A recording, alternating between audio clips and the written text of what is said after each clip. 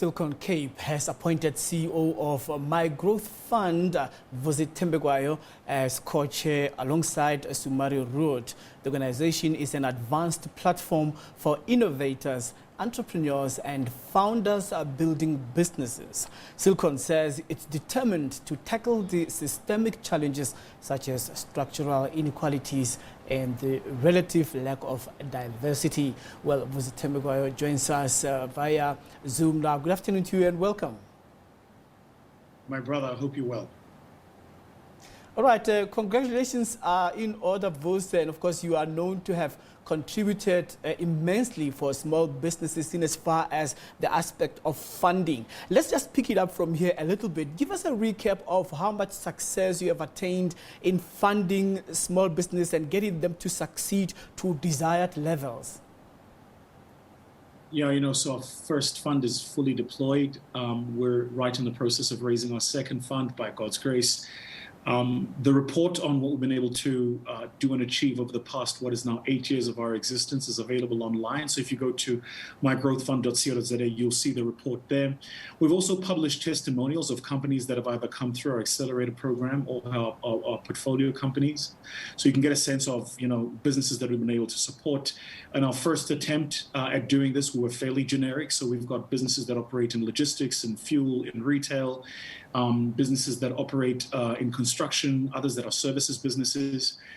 In our second attempt at this, which is what we're busy doing now, we take a more structured approach, a bit more nuanced approach, and we're driving impact as an investment category, particularly in financial services. So, we've had a great run over the past 8 years. It really has been a lot of work, but a lot of exciting times as well. And I think the team has done good work to take us and get us to this point. So now, talking about the moment that we are celebrating now, of course, what significant role are you going to play at Silicon Cape, and how is it going to differ or benefit the people that you have been working with to attain this success? Yeah, I'm quite reticent, Colin, that we don't celebrate this. I think that the work is still to be done, and there is a lot of work to be done.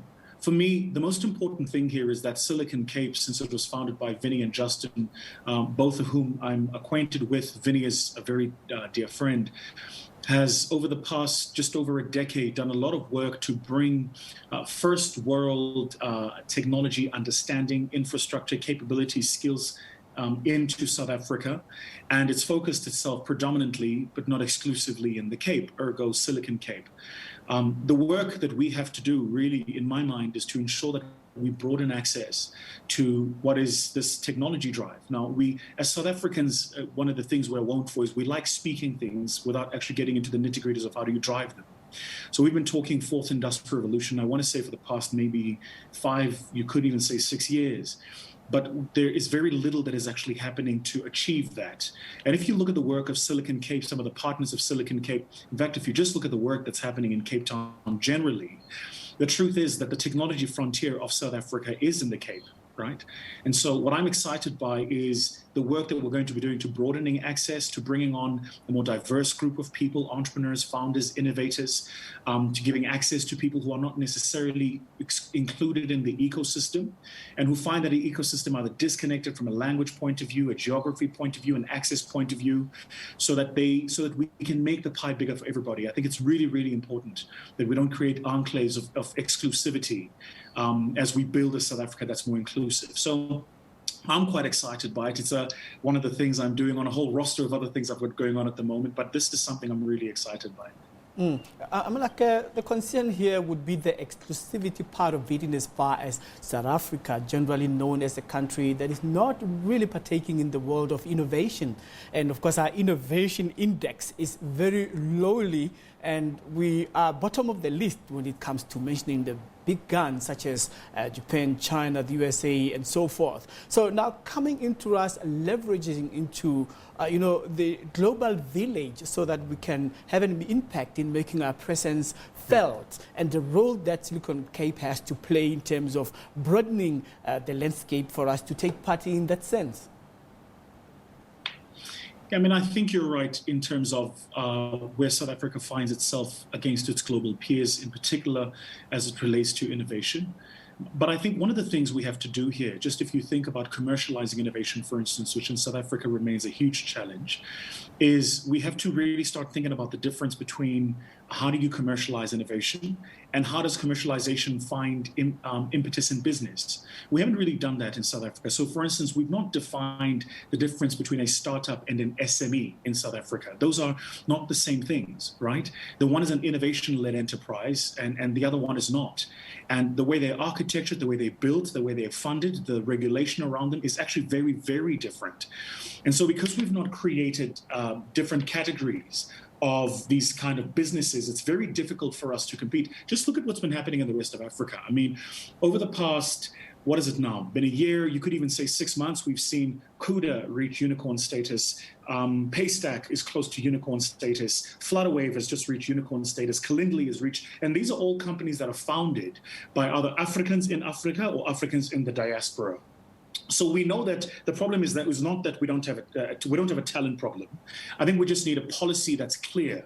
I know that there's a lot of work being done by Matsi, who heads up Simudisa, to create a startup act. And I think it's important that South Africa has an act purely for startups that is separate to an act for SMEs, so that we can make available the support systems that you require to build both of these ecosystems. Silicon Cape, coincidentally, has just partnered as well with the Swedes, and we're going to be driving a program of sharing technologies, information, et cetera, and programs across both South Africa and the Swedes. And Sumarie and the board members have been driving that process. So there's a lot happening behind the scenes. I think we have a lot of work to do to bring visibility to the things that are happening behind the scenes. But the approach that I've taken, Colin, is I think it's one thing to criticize. We have a responsibility now to educate. And I think our regulators, our government, our legislators, many of the people running our funding institutions just don't know. And that's okay. It means that those of us in industry have to play the role of educating them on the difference between how different asset classes operate, different types of businesses operate, different ecosystems operate, and how they can support us, right? And so that's the disposition that I've taken. That's the position we've taken as a firm. And we're very excited by what that means for us going forward. You know, I'm glad that you're talking about not criticizing, but educating. Now, let's go back to last year. You were seen on social media very livid about the number of people having lost jobs. I didn't think you would laugh about this because you were very angry now and you no longer want to criticize, you want to educate. So the economy has now contracted by 7%, and I mean unemployment very high, retrenchments, and many people having lost their lives, families having lost their livelihood. So far then, what role do you think you need to play in terms of taking the country forward onto this economic recovery path and the mindset of the institutions that you have referred to, that they don't know the essence of how the ecosystems of business work? And I like the notion of saying that we should differentiate between a startup and an SMME and going forward. I mean, so first, the idea of differentiating between startups and SMMEs is absolutely critical, absolutely critical. It's a big part of the reason why the government over the past 27 years, I mean, just to think about it, South Africans watching this, we've now been in democracy for as long as Nelson Mandela was in prison. So I think we've reached the point, we are at the point where we are beyond blaming what happened pre-94. It's not to say that what happened pre-94 is not present in our lives today. It doesn't affect people's lives, that a lot of those disadvantages are not structural and embedded. But we've had enough time that we should have made material impact in terms of alleviating, in particular, some of the social issues we face around education, health, and access in particular to healthcare and education. I feel very strongly about that. But there is a major difference between startups and SMEs, and I think we have a lot of work to do to educate our legislators, for instance, in what the difference is and how those things find impetus. So, for instance, you look at a company like Stripe. Stripe is considering filing for an IPO. For people who don't know what Stripe is, it's a payment platform. Stripe bought Paystack in Nigeria for $200 million. But Stripe itself has just raised a $700 million round.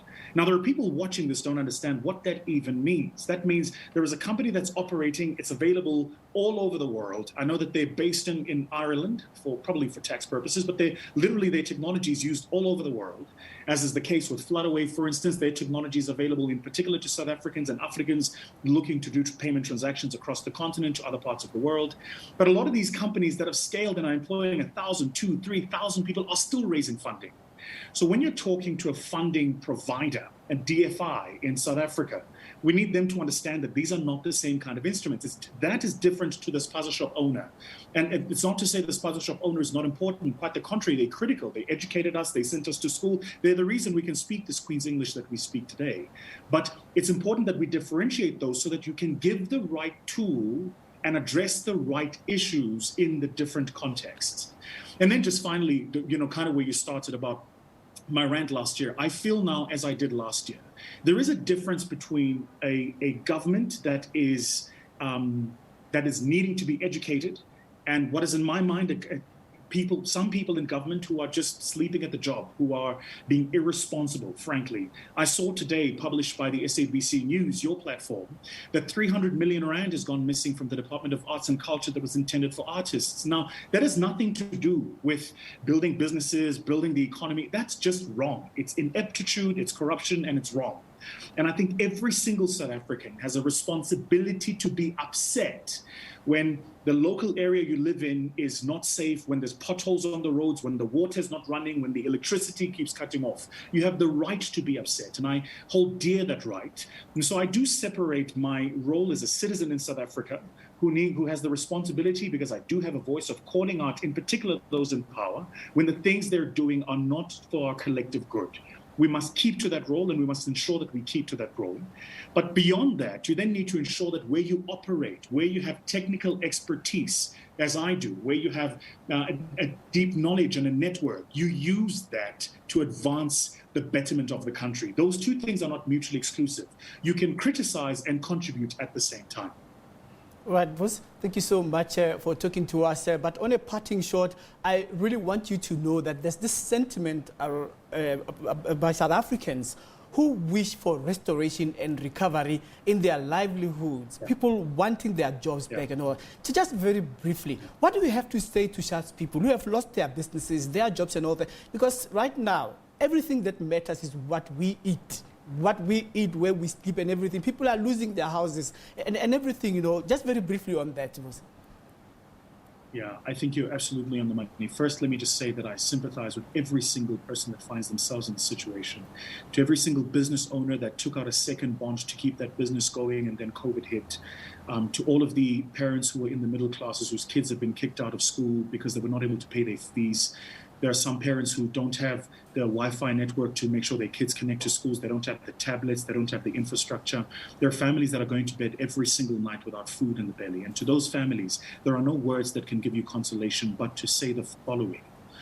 First, that we are with you in your suffering. And second, that it's really important that we start using our vote to express our discontent. If you're not happy, you need to express that discontent. We cannot keep the same patterns of behavior at the voting booth and at the same time expect things to change. And as I've said, we're 27 years into this democracy project of ours.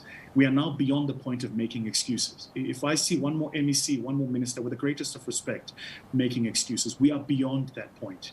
We are now at solutioning stage. We all have to get involved, because we have a 33% unemployment rate. This is one of the highest unemployment rates in the world, where I think above us is only Nigeria and a few other countries. So we have a lot of work to do to get every single South African to participate in this project called Project South Africa. All right. By the way, congratulations on your new position, and we wish you all of the best. Thank you, my brother. Nyabo. All right then. Okay, the co-chair of Silicon Cape, Vusi Thembekwayo, speaking to us right here on SA Today. We're going to take a break.